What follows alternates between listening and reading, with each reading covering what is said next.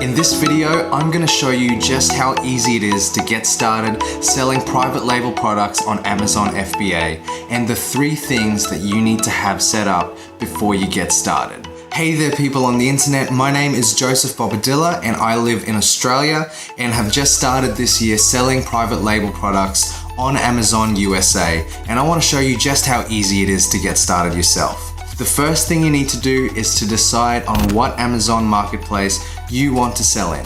There are currently 11 different countries in the world that have an Amazon marketplace. You've got the United States, Canada, Mexico, all in North America, and then over in Asia you have India, China, and there are a couple others in Europe scattered around in Germany, the UK, and there's quite a few more. There's a full list down below in the description if you're interested as well. Now I found that it was easiest for me to get started selling on Amazon USA because it's the largest marketplace at the moment and has minimal restriction on products. Now you might find that you feel comfortable selling in a marketplace at your own country or nearby depending on what part of the world you live in, but the regulations and different rules are different for each marketplace, so you'll want to look into that as well. Now once you've decided on a marketplace that you want to sell in, the next thing that you need to do is to set up an Amazon professional seller account. Now you can set up an Amazon individual seller account at no cost, but it does limit the amount of items that you can sell up to 40 a month. And if you're selling private label products and trying to make a proper business out of it, then you definitely will be selling more than 40 units a month, guaranteed. So you'll want to get set up an Amazon professional seller account. Now I'm gonna walk you through step by step of how that looks on your computer when you set up your account.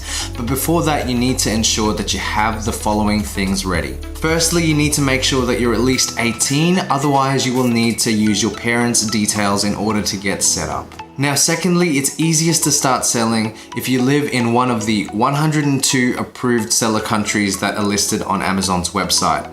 Once again, you can check out a link below to see if you live in one of them. Now this doesn't mean that you can't sell on Amazon if you don't live in one of these countries, but you will most probably have to apply for a couple of US bank accounts, phone numbers, credit cards, and the like. Speaking of credit cards, that's the third thing that you need to have ready: a valid credit card or debit card from a major provider. So you're looking at a Visa, MasterCard, American Express, Diners Club, JCB, and I'm sure there's a couple of others that I've missed. Next, you'll need to make sure that you have a valid phone number because Amazon does need to contact you for some verification and so that they can contact you easily in general. Lastly, you'll want to make sure that you have a bank account that can accept Amazon's electronic payment transfers. Now, if you live in one of the approved seller countries, most likely Amazon will accept your account and it won't be a problem to receive payments. Otherwise, you can use a service called Payoneer, which is a very handy online service that allows you to use your own bank account and it will essentially turn it into an American account with the appropriate details. Now you need to note that you cannot use a prepaid credit card or debit card as well, so you want to make sure that you have this set up before you get started. Okay, so now I'm going to take you through step by step what it looks like setting up your Amazon professional seller account online. Okay, so what you want to do is head over to www.amazon.com/sell, and this is the screen that you'll see. And you want to hit that bright blue button in the middle to start the registration process. So the first thing it's going to ask you to do here is to create your account if you don't already have one. So you'll just enter in your full name, your email address, your password, and then you'll have to type in your password again and then hit the next button. Once it's processed that, it'll take you straight through to the seller agreement. And so in this page, you have to type in your legal name. If you're selling as an individual, then you'll want to type in your full name in this box. But if you have an LLC or a business, then you'll want to type in the registered business name as well as your personal name with a dash in the middle. After that, you'll want to tick the seller agreement and just make sure that you actually read the documents because there are some important things in there that you will want to know.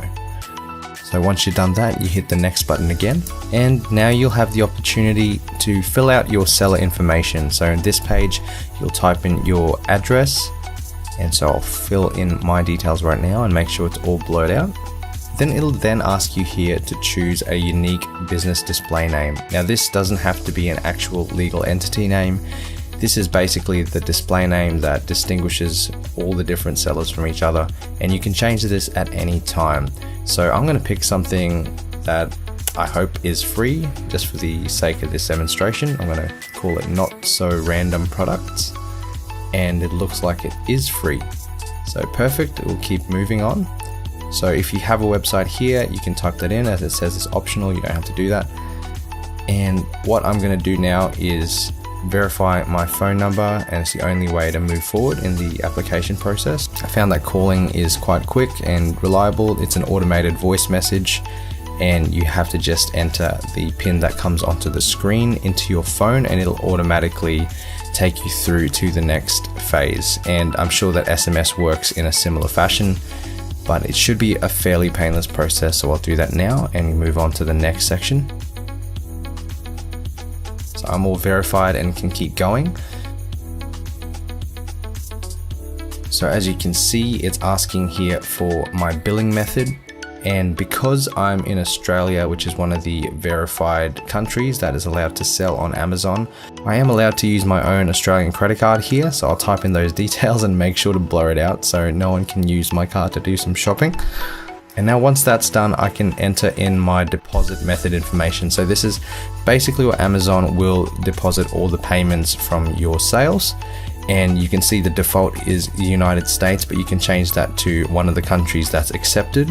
So I'll put in my Australian bank details here. And if you're selling from one of the countries that isn't on the approved selling countries list, you'll probably have to find a way to get a US bank account and get all those details in here.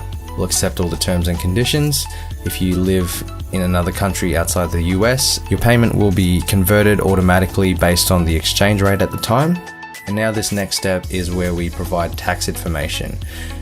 So we'll hit the Start Tax Interview button. Now you can see here that straight away it asks you whether you are an individual or a business, so you tick the appropriate box. But after that it says, for US tax purposes, are you a US person? Now obviously if you live in the United States and need to pay taxes there, then you'll tick yes. And in my case I'm not, and I don't need to declare income tax in the United States, and so I will click no. I still am required to type in my name here and my country of citizenship, so I'll put all that in. And then after that, I got to type in my address again.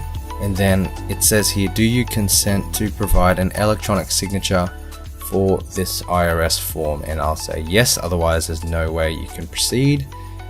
And it'll be useful to actually have a read of these terms and conditions here for your own knowledge. Basically, here I'm just signing to say that I am exempt from US tax. And so I will hit the submit button, and it automatically punches out a form W-8BEN, which you can download just as to have on hand as proof. Once that's done, I'll hit the exit interview button, and that is essentially all you need to set up your Amazon professional seller account. This next section here on product information is not essential. You can click skip for now on this screen, and you can hit skip for now on the next screen.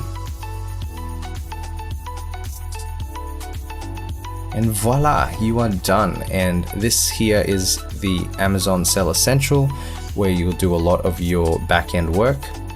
And the first thing that you'll want to get done here is to submit the required documents so that they can approve your account. You want to get that done as soon as possible. There's only a couple bits of documentation that you'll need to supply. And so I don't really need to explain that any further. Once you get to this point, that is it. Your Amazon seller account is ready to go. Alright, so it wasn't too difficult to get your Amazon professional seller account set up. And you would have noticed that it does cost $39.99 US a month unless there are promotions at the time that you register. Which brings me to the third major thing, which honestly could have been the first thing I talked about, but I thought I'd save it at the end anyway so that if you wanted the information before, you could watch that first. The third thing you need to make sure that you have is enough money to start up front. Now you noticed already that for a professional seller account you need to outlay $39.99 a month. And depending on the way that you choose to learn how to do FBA, Most likely you will also need a couple of extra tools as well to start doing product research with. The ones that I use and the ones that a lot of the big Amazon players out there use is a service called Jungle Scout. They offer a comprehensive web app that you can use to find products within the entire Amazon database by searching different criteria. And an even more essential Jungle Scout tool is their Chrome extension, which you use to find the real-time statistics of the product you are looking at, like estimated monthly sales, the number of reviews, number of sellers, the amount of revenue, the rating, all the details you need. There are two options for this. You can either get the Lite Chrome extension, which has the basic features, and that's $97, a one-time fee, or you can pay a bit more for the Pro extension, which is what I use, which is $197 US, but it includes a lot more comprehensive data, which basically offers you a lot more of a comprehensive look at the products that you are considering. Now, the main thing you do need to consider in terms of upfront capital is the amount that you do spend on your first product. I would say you can get away with $1,000 minimum. Some people start with $500, but these are very basic light products, or they might be ordering a very small initial batch. Now, you want to make sure that you have enough units if you're confident in your product to not run out within the first batch before you can get another shipment in. And so for that reason, an absolute minimum of $1,000 will be necessary in general.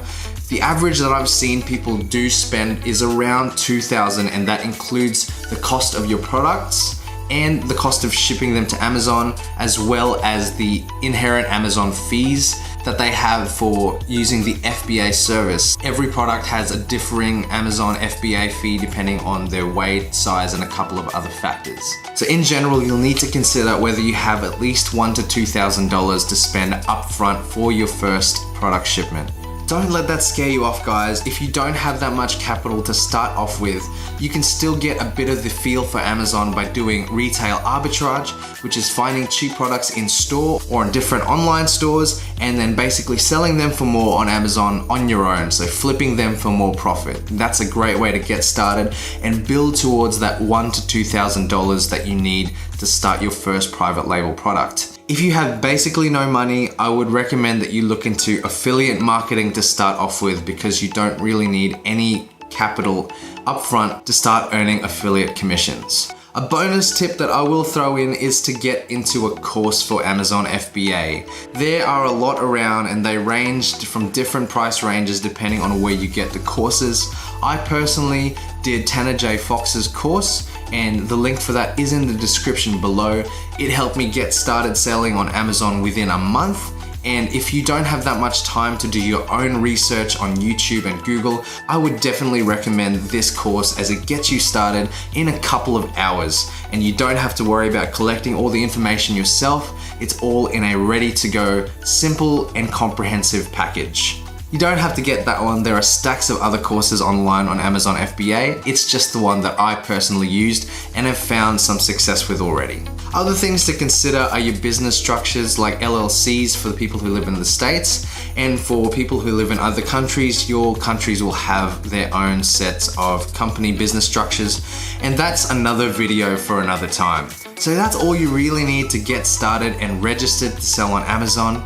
If you enjoyed this video, I would really appreciate if you give it a thumbs up and drop a comment down below to ask me anything at all about the process of selling on Amazon FBA. Please subscribe to my channel if you haven't already. I will be releasing more content about Amazon and my own personal journey, so stay tuned for those videos. You won't want to miss them. Hit the bell for notifications when I release new content, and as always, I hope you guys have a fantastic day, and I will see you guys and girls on the next one.